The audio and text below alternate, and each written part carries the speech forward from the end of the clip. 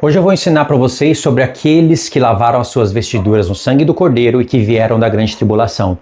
Texto que os pré-tribulacionistas distorcem e eles caem em várias armadilhas feitas pelas suas próprias hipocrisias. Eu vou fazer as primeiras conexões rápidas dentro do capítulo e vou mostrar para vocês aonde que está o engano na linha pré-tribulacionista dentro da leitura de Apocalipse 7. O pré-tribulacionismo agora, atual, ele está criando várias narrativas teológicas e filosóficas para enganar o povo de Deus. Primeiro, eles dizem que lá em Mateus 24, aqueles santos que estão sendo recolhidos dos quatro cantos da terra até as extremidades dos céus, nos quatro cantos das extremidades do céu, eles estão dizendo que são judeus eleitos. Mas o texto não está dizendo isso. O texto está dizendo os santos. Aí eles dizem, e é até ridículo entender como as pessoas caem numa cilada dessa. Eles dizem, mas a palavra santos também é usado para judeus.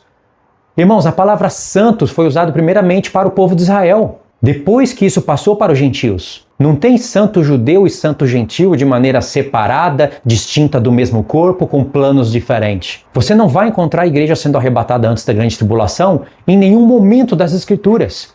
Principalmente nas cartas de Paulo. E aí olha só a palhaçada filosófica que eles criaram. Em Mateus 24, tem os santos que estão sendo recolhidos no final da grande tribulação para serem arrebatados, mas são os santos judeus. Acrescentaram palavras ao texto, distorcendo as palavras de Jesus. E aí a igreja já foi antes. Mas aqui no Apocalipse 7, você vai ter pessoas de povos, línguas e nações que estão vindo da grande tribulação. É a igreja de Cristo. Mas eles dizem que eles estão mudando a narrativa, hein? Não são todos que dizem isso. Mas agora, muitos deles estão caindo nessa narrativa, dizendo que agora esses daqui, que são santos, que estão vindo da grande tribulação, eles não fazem parte da igreja. Eles fazem parte dos salvos. E ainda que a linha pré diga que esses fazem parte da igreja, o resultado vai ser o mesmo. Ficaram na grande tribulação, ficaram sem bodas. O Senhor Jesus derramou a sua ira em cima deles, em cima do seu próprio Espírito Santo. Porque quem convenceu eles na grande tribulação? O Espírito. O Espírito está dentro do corpo humano. E aí Jesus derrama a sua ira em cima da sua igreja, porque eles não entendem a ira. Eles falam que a ira é a grande tribulação. Então eles vão ter que chegar nessa conclusão. Jesus derramou a ira em cima do seu próprio Espírito Santo. Quando a palavra de Deus diz claramente que o tempo da grande tribulação é a grande ira do dragão. A Babilônia também está irada, aquela meretriz do Apocalipse 17. Então a grande tribulação é grande tribulação porque o dragão está irado contra os santos. Então para eles, de boa, Jesus derramar a ira dele em cima do seu próprio espírito em outras pessoas, desde que não sejam os santos, os que foram destinados para fazerem bodas no céu, enquanto a outra parte de Cristo sofre na terra. Só que existe uma outra assombração pré-tribulacionista que afirma que esses de Apocalipse 7 não fazem parte do corpo de Cristo. Ou seja, não são reis e sacerdotes, não são os santos, a esposa do Cordeiro. Engraçado isso, né? Por que eles criaram essa narrativa? Mas aqui eles não podem negar que faz parte dos salvos. Ou seja, são pessoas que são salvas, né? Elas foram ressuscitadas, fazem parte da primeira ressurreição, e o Apocalipse diz que quem ressuscita com Jesus na primeira ressurreição, que está lá no Apocalipse 20, é rei e sacerdote. Está escrito. Aí eles tentam desconectar algo que a própria palavra de Deus já afirma pra gente com clareza. Então aqui você vai ter pessoas que lavaram as suas vestes no sangue do Cordeiro, estão vestidas de vestiduras brancas e são vencedores da besta. Vamos ler o texto, para ficar bem claro, eu vou pontuar essas coisas para vocês. Depois dessas coisas, aqui está um ponto em que nós vamos ter que estudar também. Depois dessas coisas, que coisas? O selamento dos 144 mil, que eles vão transformar tudo em judeu, ou seja, homens de todas as tribos de Israel, eles falam, são judeus. Gente do céu! Judeu da tribo de Simeão? Judeu da tribo de Manassés? Em que mundo eles vivem? Só existe judeu da tribo de Judá, benjamitas, alguns deles que se uniram com Judá, e alguns levitas que ficaram em Jerusalém para exercer o sacerdócio. Eles são chamados de judeus porque vivem lá na comunidade. E assim se formou o Israel depois da divisão do reino. 10 tribos deixaram de ser povo de Deus. Então, biblicamente, o Israel foi diminuído drasticamente. E as 10 tribos que foram rejeitadas por Deus receberam uma promessa futura para voltar para Deus. Só que nos profetas, quando o Senhor fala do retorno das 10 tribos, com o nome Efraim, aí entra os gentios. E eles não conhecem isso e não querem conhecer. E aí chama todas as tribos de judeus, começa a literalizar o texto todo, não explica o porquê que esses 144 mil não subiram na frente da igreja, porque pela descrição eu vejo que eles são mais santos que a própria igreja. Não foi achado dolo na boca deles, eles não se contaminaram com mulheres porque são virgens, já que a virgindade e a contaminação é literal, então quer dizer que quando eu me junto com uma mulher eu me contamino com ela. Alguém pode dizer, não, está falando de um sexo ilícito. Não, mas o texto está destacando que são virgens. Então não importa se é sexo ilícito ou sexo legal diante do Senhor, se é uma relação diante do Senhor. Se é uma relação diante do Senhor, então não tem contaminação. Então não tem para que fazer a distinção de são virgens. Então eles literalizam tudo. Mas a igreja que estava santa, esses homens aí que estão distorcendo toda a palavra de Deus e pregando as suas hipocrisias, eles estão contaminados com as mulheres, porque eles não são virgens. Certamente se acha dolo na boca deles. Mas os 144 mil, que estarão com o Senhor Jesus onde quer que o Senhor Jesus esteja, que vão cantar um cântico novo que ninguém pode aprender, eles ficaram na grande tribulação. Parece que nem a igreja que supostamente ficou, ela não tem competência para dar um testemunho na terra. Deus precisa de 144 mil judeus virgens ainda, hein? Para pregar a palavra. Então olha o tanto de besteira que esse povo fala. Quando o próprio livro do Apocalipse está te dando uma luz do que significa 144 mil homens selados das tribos de Israel. O próprio livro do Apocalipse vai te dar links para você entender isso. Claro que você vai ter que ir para a lei, para os salmos e para os profetas, porque o assunto dos 144 mil está lá no templo de Salomão. É lá que aparece os 144 mil. Na verdade, esse número 144 já aparece desde a criação, para Deus mostrar para a gente a simbologia que há nesse número. E não é por acaso que ele aparece literalmente num livro do Apocalipse, irmãos. É muito lógico isso. Então, quando o Senhor Jesus faz o selamento das 12 tribos, para depois João falar, depois dessas coisas, não é que um grupo distinto foi selado e depois outro grupo está aqui, que é o grupo que ficou na grande tribulação. E cadê a igreja? A igreja foi arrebatada no Apocalipse 4. Narrativas, coisas porcas. O Senhor está detalhando tudo direitinho e a igreja foi arrebatada no mistério? Aonde que está o arrebatamento da igreja no Apocalipse? Apocalipse 3:10? Ali eu já expliquei em outros vídeos, não tem arrebatamento nenhum ali. Quando o Senhor mostra o selamento das 12 tribos e depois João vê homens de povos, línguas e nações que ninguém podia contar, é o resultado do selamento dos 144 mil.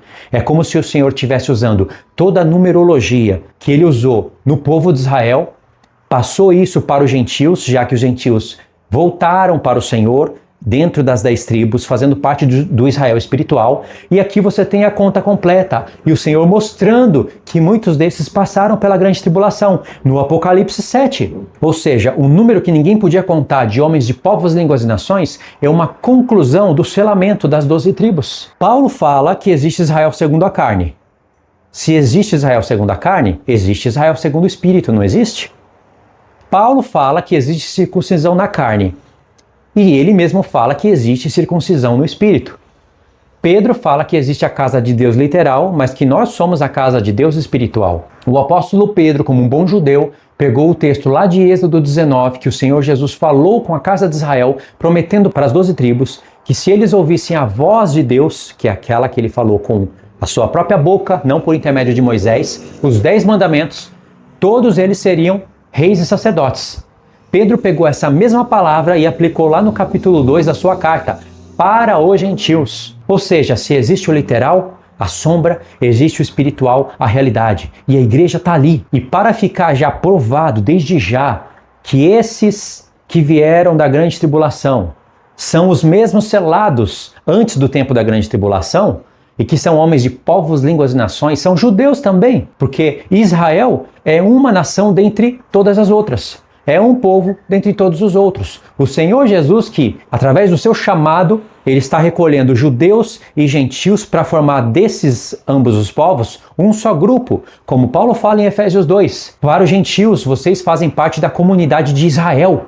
Cidadania, a palavra no grego é politeia. Paulo não está dizendo para o gentio daquela época e dando um cartão para ele, dizendo que agora ele pode ser um habitante de Israel, lá do Israel literal. Paulo está falando, você faz parte do Israel de Deus, o espiritual. E os judeus também entram nesse chamado, porque eles também tinham que sair da antiga aliança e virem para a nova. Essa é a comunidade de Israel. E veja bem, o Senhor Jesus, ele praticamente tirou um print da sua esposa e lacrou lá no Apocalipse 21 e 22, dizendo, aqui está a minha esposa. Quem quiser edificar a minha casa vai ter que edificar conforme essa planta. E lá você vai ter 12 apóstolos sendo os fundamentos do muro. Veja que um muro sem fundamentos ele cai. Mas um muro que não tem porta serve para quê? Não tem porta, como que a pessoa entra e sai? Como que o rei entra e sai? O muro também serve para proteger, mas ele tem que ter porta. E as portas do muro são 12 e são as 12 tribos de Israel. E lá diz, Apocalipse 22, aquele que guardar os mandamentos de Deus vai poder entrar na cidade por uma das portas. Não tem porta para gentil, tem porta para as tribos. Por uma delas você vai entrar e vai ter acesso à árvore da vida. Então, irmãos, o próprio Senhor Jesus está dizendo que o Israel de Deus, a igreja, a esposa, porque Deus fala, minha esposa está aqui. E você olha para toda a edificação da cidade e você vê Israel o tempo todo. Não Israel segundo a carne, mas Israel segundo o Espírito. Então veja, o Senhor vai fazer um selamento, trazendo todos aqueles que são chamados, o selo é o selo do Espírito, para o mundo espiritual, aonde o Senhor Jesus vai transformar um Israel segundo a carne para um Israel segundo o Espírito. E por isso o número simbólico, 12 vezes 12, que você lembra primeiro das 12 tribos e depois dos 12 apóstolos, né? 12 mais 12 dá 24. Já nos leva para os 24 anciãos, que é uma representação da igreja. Eles existem literalmente, mas eles foram criados com representações espirituais. 12 mais 12, 24. Mais 12 vezes 12, 144. E os vencedores da marca da besta vão reinar por 1000 anos sobre a terra. 12 vezes 12 vezes 1000, 144 mil. Não literalmente, mas homens, mulheres, crianças, idosos que vão ser transformados. E em Cristo não vai ter mais homem, mulher, judeu ou gentil, servo ou livre. E eles vão reinar com Cristo na terra. Daí o número 144 mil. E o Senhor Jesus está revelando isso no livro todo. Isso não está claro pra gente? Agora vamos ler. Depois dessas coisas, agora eu já expliquei tudo de antes, né? Vi e eis uma grande multidão que ninguém podia enumerar, de todas as nações. Israel está aqui, todas as nações estão aqui, os vencedores estão aqui. Tribos, povos, línguas, em pé diante do trono e diante do Cordeiro. Ou seja, o Senhor recolheu pessoas de várias tribos do mundo e trouxe para as suas tribos de Israel, vestidos de vestiduras brancas, com palmas nas mãos. 2 pontos aqui, vestidos com vestiduras brancas. Quem são aqueles que o Senhor Jesus prometeu que iria vestir com vestiduras brancas? Apocalipse 3, verso 4. Tens, contudo, em Sardes umas poucas pessoas que não contaminaram as suas vestiduras e andarão de branco junto comigo, pois são dignas. Veja que as vestiduras são aquelas que o Senhor Jesus de antemão já te dá. A vestidura branca vai ser explicada como as obras justas dos santos. É como se o Senhor Jesus já tivesse feito a nossa ressurreição. Primeiro a ressurreição no Espírito, depois a ressurreição do corpo. Então você já tem uma vestidura branca porque você creu no Senhor. Você já tem o selo em você, você tem a salvação, você tem a vida eterna, mas você vai ter que permanecer nisso. Senão isso é retirado de você. Agora, se você vencer, ele vai te dar outras vestes brancas, que é aquela que vai cobrir todo o seu corpo com a glorificação. Está no livro do Apocalipse isso, guarda isso daí. O vencedor será assim, vestido de vestiduras brancas. Veja que ele disse que a pessoa está com vestes, mas vai ser revestido de vestes brancas. E de modo algum apagarei o seu nome do livro da vida. Há possibilidade de apagar. Pelo contrário, confessarei o seu nome diante de meu Pai e diante dos seus anjos. Agora outro testemunho para a igreja de Laodiceia. Vamos direto para o verso. Aconselho-te que de mim compres ouro refinado pelo fogo, para te enriqueceres, vestiduras brancas, para te vestires, a fim de que não seja manifesta a vergonha da tua nudez. Tá vendo? Vestiduras brancas, você tem que comprar do Senhor, não é com o preço do dinheiro, é com o preço de fazer obras justas diante dele. Tudo vem dele. As vestes vêm dele, o valor que ele vai te dar para você comprar vem dele, porque senão ele não falaria para você comprar. É a linguagem simbólica dele. Você tem que ser vestido de vestiduras brancas para não andar nu. Então, quem são aqueles que andam de vestiduras brancas? Os vencedores. Apocalipse 19, verso 7. Alegremo-nos e exultemo-nos e demo-lhes a glória, porque são chegadas as bodas do Cordeiro, cuja esposa a si mesmo já se ataviou, pois lhe foi dada a vestir-se de linho finíssimo, vestes brancas, só que essa é a da glorificação, resplandecente e puro, porque o linho finíssimo são os atos de justiça dos santos. Ou seja, se você não fizer obras, você não vai ter essas vestes. Por isso que Tiago fala que a salvação não é somente por fé, e sim por obras. Por isso que Paulo fala em Romanos 2, a partir do verso 5, que a vida eterna vai ser recompensada a cada um segundo as suas obras. De fato, não são as obras da lei, mas são as obras da fé pertencentes à nova aliança, mas ainda assim são obras.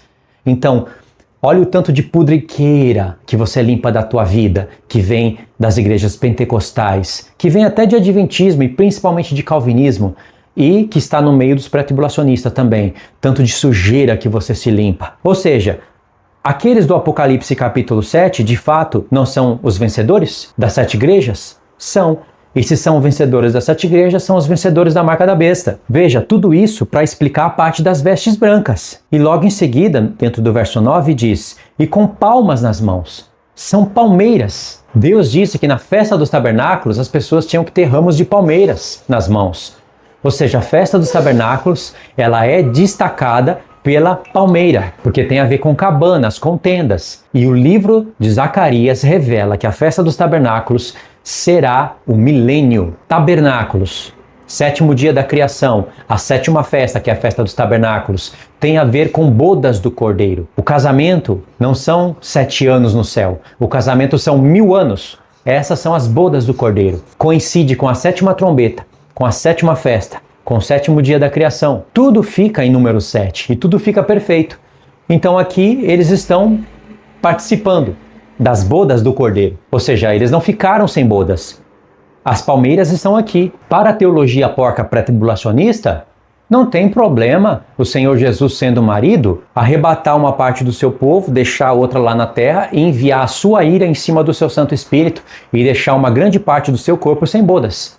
Como esses daqui, da linha pré-tribulacionista, estão sem bodas. E aí eles estão piorando a linha, eles estão criando a narrativa dizendo que esses não fazem parte da esposa do Cordeiro, mas fazem parte de um grupo de salvos. Não faz sentido porque eles estão ressuscitando, fazem parte da primeira ressurreição. Quem ressuscita com Cristo é rei e sacerdote. Quem reina com Cristo é só a esposa do Cordeiro. Então eles fazem parte, sim, da esposa do Cordeiro. E por isso estão vestidos de vestiduras brancas, com palmas nas mãos. E aqui são os vencedores da marca da besta. Nós vamos chegar lá agora. Então veja, eles estão piorando cada vez mais a linha. Sem sentido algum, é só para ficar mais lixo mesmo. Então aqui diz, e clamavam em grande voz, dizendo, ao nosso Deus, que se assenta no trono, e ao Cordeiro pertence a salvação. Todos os anjos, rodeando o trono, os anciãos e os 4 seres viventes, se prostraram diante do trono, os seus rostos, e adoraram a Deus, dizendo, Amém, o louvor, a glória, a sabedoria e as ações de graças e honra, e o poder e a força sejam ao nosso Deus, pelos séculos dos séculos. Amém.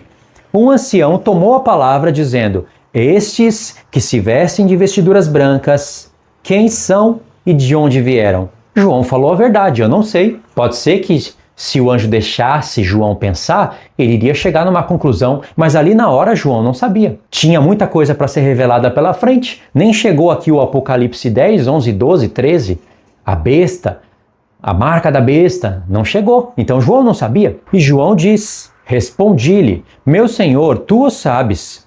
Ele então me disse, são estes os que vêm da grande tribulação, lavaram as suas vestes e a alvejaram no sangue do Cordeiro. Irmãos, quem tem conexão com o sangue do Cordeiro é rei e sacerdote. Já lá do Apocalipse 1, o Senhor fala isso. No Apocalipse 5, verso 9, verso 10, o Senhor repete, homens que são comprados com o sangue do Cordeiro, lavam as suas vestes no sangue do Cordeiro. E esses são reis e sacerdotes e reinam sobre a terra. Podem ter acesso no céu? graças a Deus por isso, mas reinam sobre a terra. Não é um reino lá no céu onde a terra toda é destruída. Ou seja, mais sujeira sendo limpa. Sujeira adventista, sujeira calvinista, pudriqueira, pré-tribulacionista, você está se limpando de tudo isso. Então, eles lavaram as suas vestes no sangue do Cordeiro, foram comprados, são reis e sacerdotes, de fato, são vencedores da marca da besta. E aí, no verso 15 diz, razão, porque se acham diante do trono de Deus e o servem de dia e de noite no seu santuário. Para entrar no santuário de Deus, tem que entrar por uma das portas, não é? Lá no Apocalipse 22 diz, ou seja, fazem parte das tribos de Israel, porque entram por uma das portas. E aquele que se assenta no trono estenderá sobre eles o seu tabernáculo. Tabernáculo, olha a Nova Jerusalém, é a esposa do Cordeiro. Jamais terão fome, nunca mais terão sede, não cairá sobre eles o sol, nem ardor algum. Ou seja, passaram fome, passaram sede, o sol queimou a cabeça deles, eles choraram, participaram da grande tribulação, mas não colocaram a marca. Ou seja, o Senhor Jesus cumpriu a promessa do Apocalipse 3:10. Eles foram guardados no tempo da grande tribulação. Eles foram provados. Mas como eles guardaram a palavra da perseverança, o Senhor Jesus também guardou eles. Eles não caíram com a besta do mar e nem com a besta da terra. É isso que o Apocalipse 3:10 está dizendo. E eu já expliquei isso em um outro vídeo. É muito importante você entender esse ponto. Então, venceram a marca da besta. Não venceram? Verso 17. Pois o Cordeiro que se assenta no trono os apacentará e os guiará à fonte da água da vida, que é aquele rio que flui do trono de Deus e do Cordeiro, que tem a ver com o Espírito do Senhor. E Deus enxugará dos olhos toda lágrima. Significa que o Senhor não está fazendo separação desses daqui, daqueles que foram selados. Porque você tem que entender o selamento com mais precisão. Eu passei por cima, expliquei bem, mas tem mais coisas ali para você entender no selamento. Mas muito mais. Primeiro você tem que entender o que é o selo de Deus. Já estou apontando para a minha testa, né? Tem a ver com o nome de Deus. Então veja, esse Apocalipse 7 conversa com o Apocalipse 3, cria link com o Apocalipse 15, mas também conversa com o Apocalipse 14, porque no Apocalipse 14 também vão ter os 144 mil. E antes de ir no 15, vamos lá no 14. Olha que coisa linda estudar o Apocalipse desse jeito e entender tudo. Olhei e eis o Cordeiro em pé sobre o monte Sião, e com ele 144 mil, tendo na fronte, nas suas testas, né, escrito o seu nome e o nome do Pai. Ou seja, o selo do Apocalipse 7, que estava em mistério, aqui está sendo revelado como o nome do Pai, o nome do Filho. Ouvi a voz do céu como a voz de, presta atenção nisso, muitas águas, que o próprio livro do Apocalipse vai nos dizer que são povos, línguas e nações. Apocalipse 17. Mas esses povos, línguas e nações são homens que foram tirados das nações. Das muitas águas também se levanta a besta do mar, mas também das muitas águas se levantam os santos do Senhor. Tanto das muitas águas como da terra, onde estão os judeus, se levantam para formar a esposa do Cordeiro. Mas a voz dele é como de muitas águas. Já está dizendo, esses 144 mil faz parte de homens de povos, línguas e nações, que foram comprados com sangue do Senhor, que foram retirados das nações para fazer parte das tribos de Israel espiritualmente. Quando eu falo espiritualmente, não quer dizer que não existe, não quer dizer que é espiritual e não tem como entender, quer dizer que ainda são 12. Mas espiritual porque é a realidade do que estava em sombra. O Senhor Jesus de fato restaurou as tribos, e incluindo os gentios no Israel do Senhor, como foi prometido. E por que aqui eles têm voz como de muitas águas? Ouvi uma voz no céu como de muitas águas, como voz de grande trovão. Também a voz que ouvi era como de arpista quando tangem a sua harpa. Entoavam um novo cântico diante do trono, diante dos 4 seres viventes e dos anciãos. E ninguém pode aprender o cântico, senão os 144 mil que foram comprados da terra. Por que será que a igreja que foi arrebatada antes, aspas, participou das bodas e eles não, aspas, não podem aprender esse cântico? É um destaque, não é? Mas você sabe que aqui é a igreja. São estes os que não se macularam com mulheres, porque são virgens. Paulo diz que estava preparando a igreja para apresentar ela como uma virgem ao seu marido. Irmãos, o apóstolo Paulo iria ler isso daqui e iria falar, de fato o Senhor confirmou o que eu vi nos profetas. Paulo não leu isso daqui para poder escrever Efésios. Ele escreveu Efésios primeiro e depois o Senhor confirmou. Aí, uma virgem apresentada a um único marido. São os que foram redimidos dentre os homens. Aqui é geral, não é um povo específico. uma outra remissão, uma outra expiação, um outro plano. Isso é coisa de pré-tribulacionista maluco, de pastor desviado, de pastor que bloqueia revelações, camadas incríveis na mente dos santos. Primícias para Deus e para o Cordeiro. Aqui então, irmãos, é um assunto que chega a doer o coração, porque a palavra primícias já tem a ver com o que Paulo falou lá em 1 Coríntios 15. 1 Coríntios 15, do verso 20 até o verso 23, Paulo vai falar das primícias. E aí lá no capítulo 15 ainda, no verso 50, Paulo vai falar do arrebatamento numa última trombeta. Olha Paulo usando as festas. E quem são as primícias? As primícias são os principais, são os primeiros. É a primeira plantação, mais importante de todos. A igreja não é primícia? A igreja é uma outra primícia? Primeiro a igreja foi uma primícia que ficou no mistério oculto, que foi arrebatado antes, e aqui o Senhor Jesus está falando de outras primícias? Não, esses são primícias para Deus e para o Cordeiro. Ou seja, eles foram comprados da terra, ressuscitaram da terra, subiram da terra, Judá e Efraim, como está lá em Oséias 1. Primícias para Deus e para o Cordeiro, plantação do Senhor. Ou seja, é o dízimo sendo entregue para Deus. E não se achou mentira na sua boca, não tem mácula. Para cada ponto aqui, eu poderia ir para um texto de um profeta e provar que aqui tem a ver com as nações. Fora o que eu já estou provando aqui, eu poderia usar ainda mais as palavras dos profetas. Mas os links são muitos, as conexões são variadas, o estudo ia ficar bem maior do que já está. Então, isso fica para próximas conexões. E é por isso que no verso 6 vem essa frase: "E vi outro anjo voando pelo meio do céu,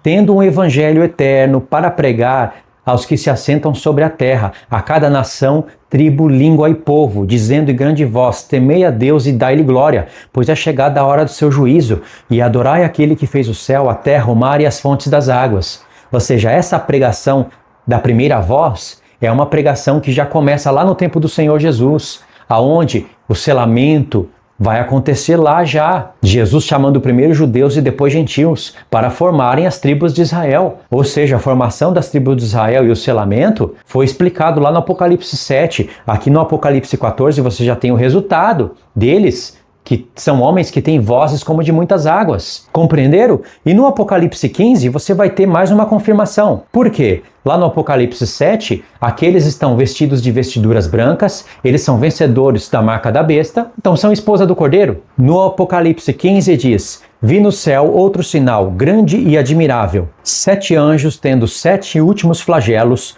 pois com estes se consumou a ira de Deus. Vi como que um mar de vidro mesclado de fogo, e os vencedores da marca da besta, da sua imagem e do número do seu nome, que se achavam em pé no mar de vidro, tendo harpas de Deus." Veja, essas harpas não são as harpas que os 144 mil estavam cantando um cântico novo ou entoando harpas.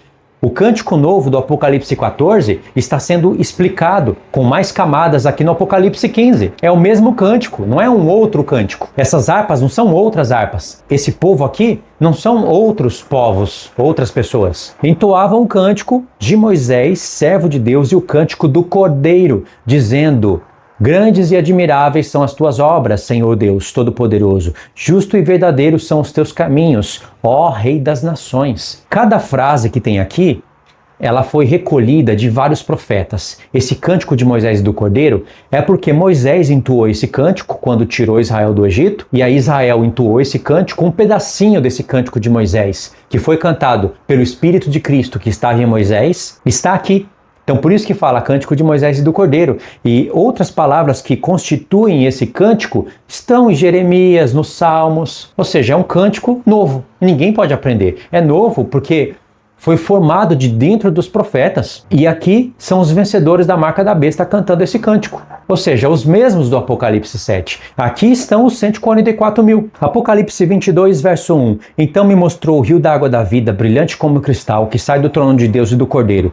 No meio da sua praça, de uma e outra margem do rio, está a árvore da vida, que produz 12 frutos, dando seu fruto de mês em mês. E as folhas das árvores são para a cura dos povos. Nunca mais haverá qualquer maldição. Nela estará o trono de Deus e do Cordeiro. Os seus servos os servirão. Contemplarão a sua face, e na sua fronte estará o nome dele." Isso não é o selamento? O selamento dos 144 mil, que é na fronte, no Apocalipse 14, é o nome do Pai e do Cordeiro. E aqui está falando que são os servos de Deus.